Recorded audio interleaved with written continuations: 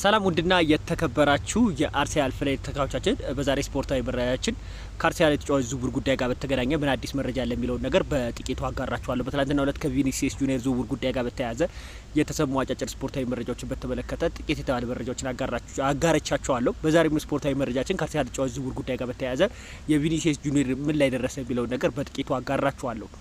አሁንም በደንብ ትኩረት ማድረግ ያለብን የብሩኖ ጉማሬሽ ዝውውር ጉዳይን ይመስለኛል።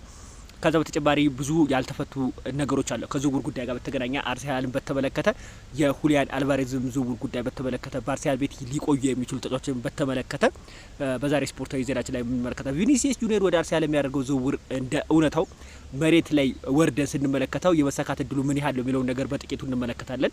አርሰናል ቪኒሲየስ ጁኒየር ለማስፈረም እውነተኛ ፍላጎት እንዳላቸው ከታማኝነት ምንጮች በተደጋጋሚ ጊዜ ሲዘገብ ተመልክተናል። ነገር ግን ዝውውሩን ስንመለከተው የመሳካት እድሉ ምን ያህል ፐርሰንት አለው የሚለውን ነገር ስንመለከት አርሰናል ቢያንስ ከክለቡ የሚገኙ ተጫዋቾችን ልክ እንደነ ገብርኤል ጄሱስ ያሉ ተጫዋች መልቀቅ ይጠበቅባቸዋል። ፋቢዮ ቬራን በተመለከተ አዲስ መረጃ አለኝ። ተጫዋቹን ለማስፈረም የሚደረግ እንቅስቃሴ አለ። ስለዚህ አርሰናል በክረምት የዝውውር መስኮት ከሚያዘዋውረው ዝውውር ይልቅ በክለቡ የሚገኙ ተጫዋቾች ላይ ሽያጭም ላይ መስራት እንዳለበት፣ ምክንያቱም ፋይናንሻል ፌር ፕሌይ እንዳይዛቸው አሁን ላይ መጠቀቅ ይጠበቅባቸዋል። ምክንያቱም ባሳለፍነው የክረምት የዝውውር መስኮት ከፍተኛ ገንዘብ አርሰናሎች ለተጫዋች ዝውውር ገበያ አውጥተዋል። ስለዚህ ዘንድሮም በዝውውር ጉዳይ ላይ ከፍተኛ ገንዘብ ከወጣታቸው በፊት ሁለቴ ማሰብ ይጠበቅባቸዋል። ከክለቡ የሚገኙ ተጫዋቾችን መልቀቅ ላይ እጅጉን መስራት ይጠበቅባቸዋል። እነ ገብርኤል ጄሱስ ከፍተኛ ገንዘብ ተከፋዮች አሁን ከአርሰናል ቤት ቢለቁ በተለይ በሳምንታዊ የሚከፈላቸው ደሞዝ እጅግ ራስ ምታት የሆነበት አርሰናል ተጫዋቹን አሁን የሚገዛ ክለብ የሚያገኝ ከሆነና የሚሸጡት ከሆነ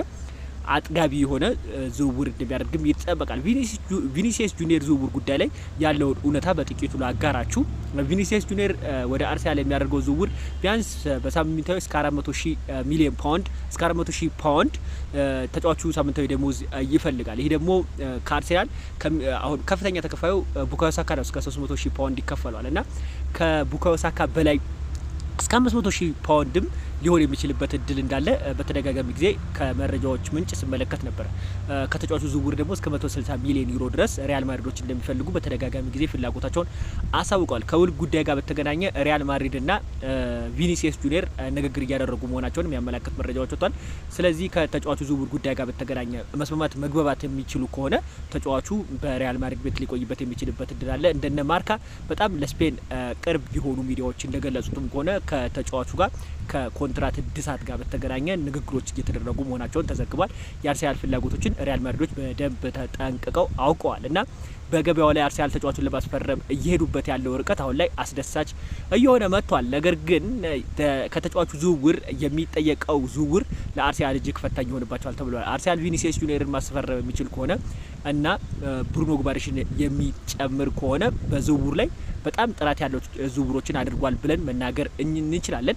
ከብሩኖ ጉማሬሽ ዝውውር ጉዳይ ጋር የተያዘ ጥቂት የተባሉ መረጃዎችንም ላጋራችሁ። ብሩኖ ጉማሬሽ ወደ አርሰናል የሚያደርገው ዝውውር ጉዳይ በተመለከተ አርሰናሎች ለተጫዋቹ እስከ 75 ሚሊዮን ፓውንድ ድረስ በተለይ ደግሞ ሁለተኛ ዙር ውስጥ በቃላት ደረጃ 70 ሚሊዮን ፓውንድ አቅርበው ውድቅ ተደርጎባቸዋል።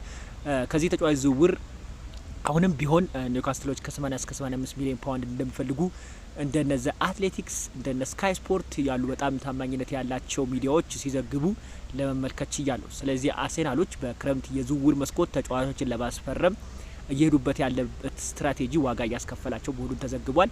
በተለይ የብሩኖ ጉማሬሽ ዝውውር ቶሎ መጨረስ የሚችሉ ከሆነ የተለያዩ አማራጮችን እንደሚመለከቱ እየተዘገበ ይገኛል።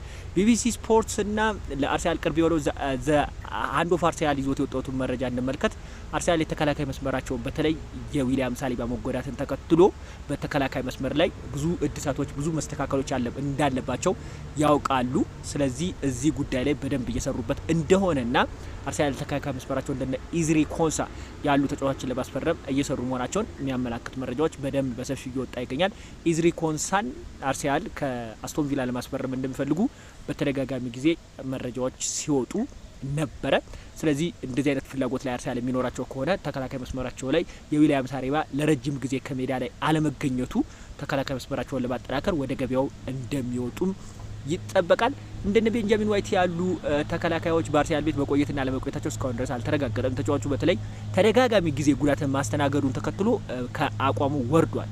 ስለዚህ አርሰናል እዚህ ላይ ከፍተኛ የሆነ ውሳኔ እንደሚያደርጉም ይጠበቃል። የክረምት የዝውውር መስኮት መግቢያው ላይ ኤቨርተኖች ለተጫዋቹ ፍላጎት አሳይተው ነበረ። ነገር ግን ያቀረቡት የገንዘብ መጠን በአርሰናል በኩል ተቀባይነትን አላገኘም። እስካሁን ድረስ ከመጀመሪያ የዝውውር መግቢያው ላይ ከሄዱበት ርቀት ውጪ ምንም አይነት እንቅስቃሴ በኤቨርተን በኩል አልተመለከትንም።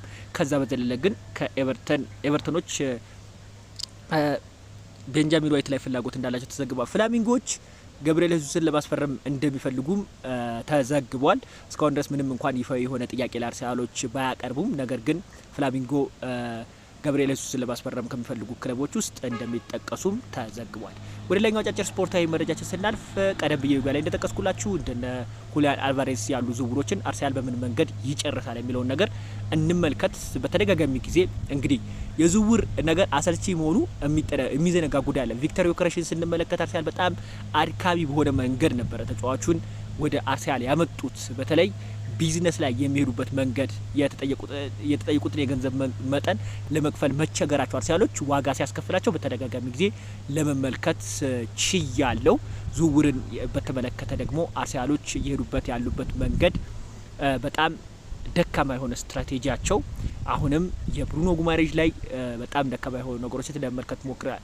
ቪክተር ዮከረስን በተመለከተ በቀጣይ ሲዝን ጥሩ የተባለ ጊዜን ማሳለፍ ይጠበቅበታል። አርሰናል በ9 ቁጥር ላይ ቀጥተኛ አጥቂ ፈልጎ ነበረ ቪክተር ዮከረስን ከስፖርቲንግ ሊዝበን ያመጣው። ነገር ግን እንደተጠበቀው አልሆነም። ቪክተር ዮከረስ ቀጥተኛ የሆኑ ኳሶችን ለማስገባት ሲቸገር ተመልክተናል።